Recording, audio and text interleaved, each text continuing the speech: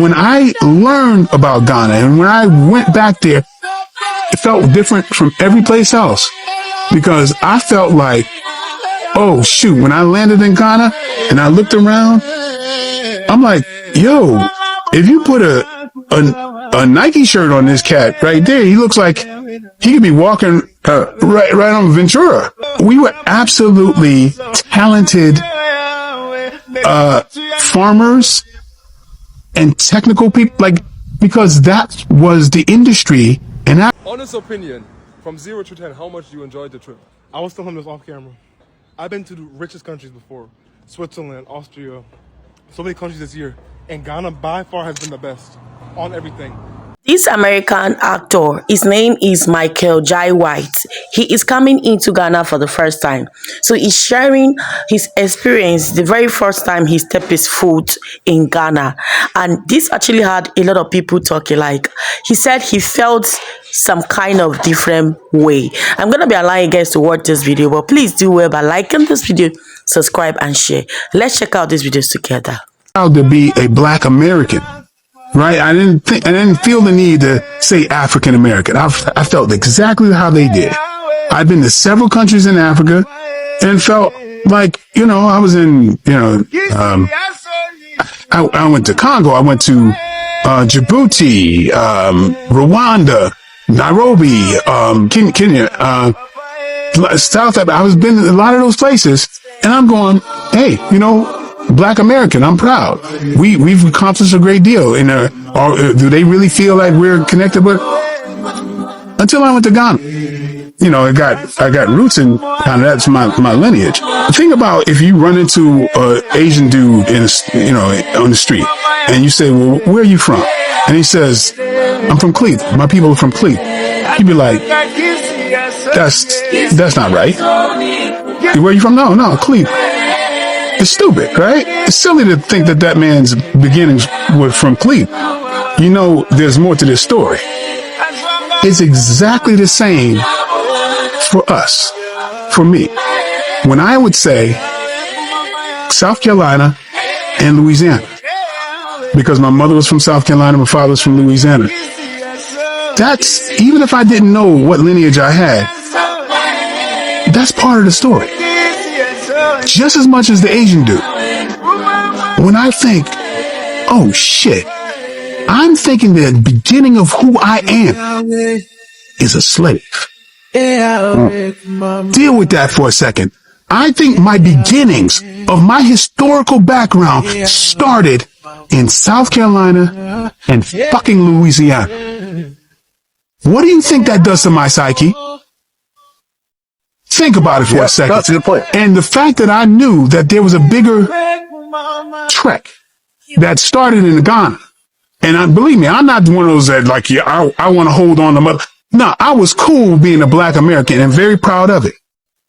But damn it, I realized that me telling myself that South Carolina was enough, oh, that's some bullshit.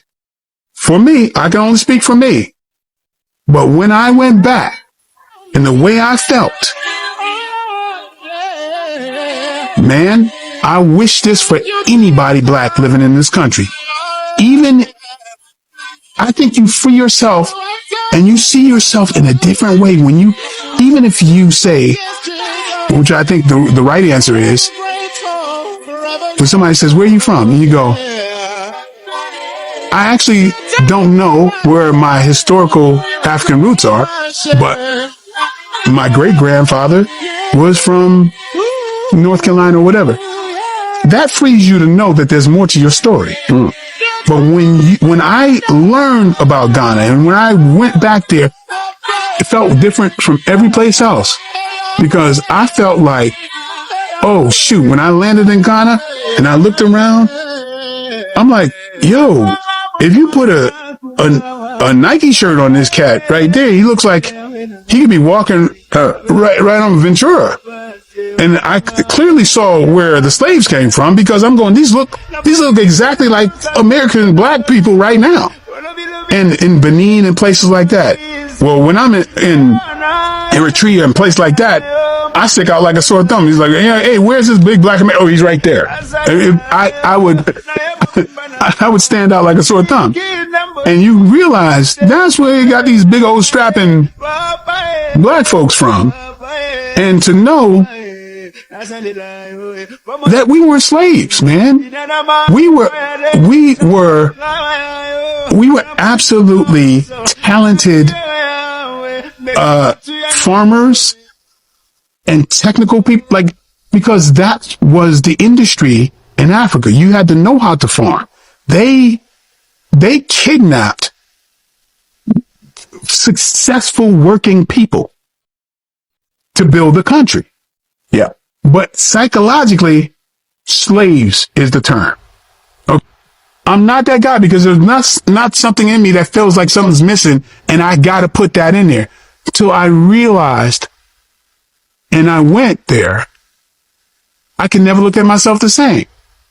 And oh my goodness, like I said, I wish that for everybody to find out. And it's not on some, new age shit. It's just, Honest opinion, from 0 to 10, how much do you enjoy the trip? I was telling him this off camera. I've been to the richest countries before. Switzerland, Austria, so many countries this year. And Ghana by far has been the best on everything. Even though that freaking dumbass on Instagram, no, sorry, saying that because I've been praising Ghana and I said one bad thing about the cops robbing me. And it went viral, whatever. But other than that, Ghana is the best place I've been to. Warm, the people are nice, and I feel so connected to the roots. They take you in and immediately you're part of the family. I never met Nick's mom a day in my life, and she took me in, bro. Cooked every single meal for me. And it wasn't just Nick's mom. Anyone I met, they took me in. They called me family. They called me Bra Kobe, Bra Nicholas. I'm their brother. And I met him for 5 days, bro. If you want to feel connected to something bigger than yourself, come to Ghana, bro. That's what happened to me. But bring some AC, because it's hot as hell. Before you came, I was a little bit worried. I was like, maybe he won't like it, because it's a little bit different, it's a little bit different, No. I'm not gonna lie to you. It's not a little bit different, it's a lot different. A lot different, yeah. It's a culture shock, but in the best way possible. Yeah. I've been laughing at Nigerians since last night. If person talk now, I go say, Dangote can buy the whole Ghana. What is Ghana? If person talk now, I go say, Dangote can buy the whole Ghana. That's small Ghana. But the richest man in the world now, a trillionaire, richer than the richest man in the world that Elon Musk, is a Ghanaian. When we talk about education, the first professor that is of black skin was a Ghanaian in the world. The biggest indoor market in the world is in Ghana. The biggest hotel in West Africa is in Ghana. The most educated set of politicians, Ghana is number 6. The most peaceful country in Africa is Ghana. When it comes to education standards, a lot of you will be comparing Nigeria to Ghana education. I understand why, because a lot of you have money in Nigeria. You go to the best schools, and that is true. The rich schools in Nigeria are actually doing well. But when we want to generalize it, you cannot even compare it to Ghana, because Ghanaians don't play with education. The poorest of the poor can afford basic education from primary to level 100 of university. But here, government school, they want use school fees kill us. Government school, if you say poor man supposed to go, they go to pay school fees of like 700,000 naira. Where now, how many people get the money from? These Ghanaians are trying their best to, make their citizens be educated. At least some kind of negative behavior no go to enter their mind, because education changes a lot. No matter how much you guys say school na scam, education will open your mind to a lot and give you a better perspective of life. A lot of things are the best in Ghana. A lot. The transportation system, compare Ghana to Nigeria, Ghana is better, because first of all, the bus owners try to maintain their vehicles properly. Secondly, they sit 3 in a row. Nigerians, they want to pack you people like sardine. Even if the transportation is more expensive in Ghana, it's more comfortable. Even Ghana BRT versus Nigerian BRT. When Nigerian BRT came, it was the best thing in Africa. But lack of management, they don't run them into the pit. Let us all be honest when you see the truth. You want to talk about healthcare?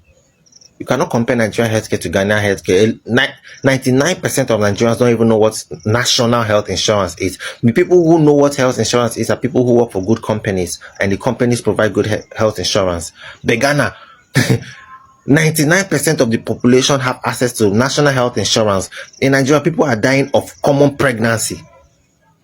In Ghana, they do C-section for almost free.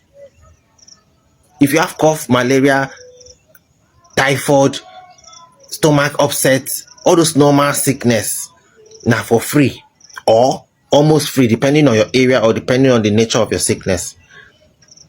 But Nigeria, yeah, you guys get money. Common malaria self, we spend 20,000 to treat common malaria. When people go to hospital and get free treatment or pay 2,000 naira, what for one or two? We would pay like 20,000 here to treat malaria. And why? Why are Ghanaians paying 2,000 or getting treatment for malaria free? Just because they are Ghanaians. Just because you are a citizen of my country, you have the right to one or two free things. Come on. Right now, safe in Ghana, safe. If you have a job, you want to rent a house, the government can loan you money. Men are just they play. I would have to say it's one of the safest place I've ever visited. And I've gone from East, I've gone to Europe, Asia, South America, and yes, I'm very single. You're very single? As a single female traveler. I mean, I can literally go for a jog outside my house at midnight, 1 a.m., and no fears as to anyone harming me or coming here with a plan, because otherwise you would run back exactly where you came from, because you would either run out of money or you would run out of patience. So you have to come here with a certain mentality, and you have to come here with a plan. Or you can tom and also the okra stew, something we love in Haiti. Even the kutumbre. I mean, like for me, it's like you could take an African out of Africa, but you could never take Africa out of an African. My life in Ghana is completely different from my life in America. It's far more interesting, to say the least, right? Let's talk about the time I had breakfast with Beyonce's mom, Miss Tina. So, this was in Ghana, and I had been out the night before, and we were getting back home at like maybe 7, 8 a.m. And our place is connected to a hotel, right? And so we were walking through the hotel to get home. As we're going through the hotel, we're in the restaurant, and I'm like, that lady kind of looks like Beyonce's mom. So I asked one of the waitresses, who's like very familiar with our family, because we always have breakfast at that hotel. So I'm like, excuse me, am I seeing Beyonce's mom right now? Is that Tina, Miss Tina? And she's like, yes, it is. I was like, okay, give me one moment. Because I was wearing my going out clothes. I ran home, jumped over a couch and everything to put on a t-shirt, look a little bit more presentable, came back. I said, we would like to have breakfast. Yes, we would like to have breakfast. And I want to be sat next to Miss Tina. And she's like, no problem. She puts us at the table right behind her. And I was like, actually, no, like, I want to meet her. Like, I want to have breakfast with her. Can you ask her if I can have breakfast with her? So she goes to ask, and Miss Tina is like, yeah, why not? So I pull up a seat. I said, oh my gosh, I love you and your daughter. I was telling her about how much I love Beyonce and how I want her to perform in Ghana. And she was explaining why, like, Beyonce doesn't perform in Africa. That was interesting. And then she even introduced me to one of my mentors, because he worked at Google. I was telling her how I worked at Google, and she was like, oh my gosh, I'm with someone who works at Google. Let me introduce you to him. So she did. I'm so glad the way Ghana is changing the narrative of Africa, the way Black Americans see Africa. Ghana is really doing a great work when it comes to changing the narrative that is being placed down. Ghana is motherland, and motherland knows how to treat its people. So this Black American actor was in Ghana. You could feel that he feels Ghana, like his heartwarming experience is something else. And some other, Black Americans and Americans in Ghana, you could see the way they love love motherland. That is what it is. Ghana is changing the reputation of Africa to the world, and that is how a continent that is supposed to be. So when Nigerians are coming into Ghana doing fraudulent acts, and you see Ghanaians tracking them down, Ghana is just trying to save its dignity, try to save the name that the people have created, that the forefathers have created for itself. Ghana is known for sincerity. Ghana is known for peace. Ghana is the heart of Africa. So when you see people giving their honest review about Ghana, that is their honest review, and that is what they felt about Ghana. Anyway, I'm so happy that Ghana is making Africa proud. Let me know your thoughts on the comment section. I'm simply Lilian. Please do well by liking this video, subscribe, and share. Thank you so much. I'll see you on my next one. Bye.